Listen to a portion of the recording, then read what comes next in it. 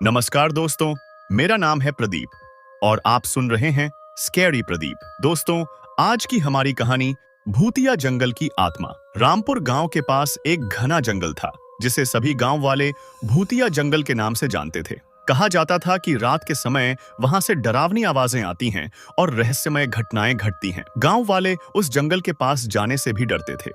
एक दिन गांव के 4 दोस्त राकेश, सुमन, अर्जुन और पूजा ने इस भूतिया जंगल की सच्चाई जानने का निर्णय लिया। वे सभी साहसी थे और उनमें से कोई भी अंधविश्वास में यकीन नहीं करता था।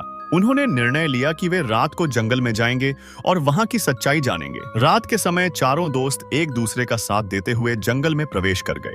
शुरू में सब कुछ सामान्य लग रहा था, पर थोड़ी दूर जाने के बाद उन्हें एक अजीब सी ठंड महसूस होने लगी। वे सभी पुराने पेड़ के पास पहुंचे, जहां से एक पुराना मंदिर दिखाई दे रहा था।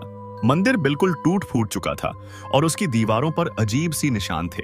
चलो वहां देखते हैं, अर्जुन ने कहा। चारों दोस्त मंदिर के पास पहुंचे और उसके अंदर झांकने लगे। अचानक पूजा ने एक डरावनी आवाज सुनी और उसने पीछे मुड़कर देखा। वहां एक काली परछाई खड़ी थी जिसकी आंखें जलती हुई प्रतीत हो रही थीं। ये क्या है? पूजा ने डरते हुए पूछा।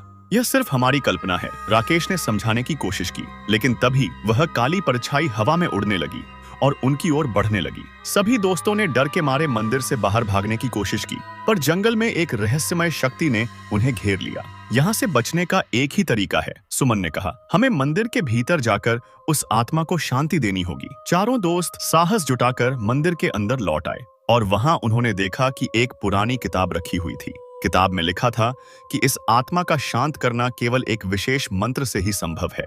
उन्होंने मिलकर उस मंत्र का उच्चारण किया और धीरे धीरे वह काली परछाई गायब होने लगी। जंगल में चारों दोस्तों ने महसूस किया कि हवा में एक अजीब सी शांति फैल गई है। उन्होंने एक दूसरे की ओर देखा और हंसी में फूट पड़े। वे समझ गए थे कि अब जंगल में कोई भूतिया शक्ति नहीं बची। अगले दिन गांव वालों ने जब यह सुना कि चारों दोस्त भूतिया जंगल से सुरक्षित लौट आए हैं और वहां की आत्मा को शांति मिल गई है, तो उन्होंने उनका अभिनंदन किया।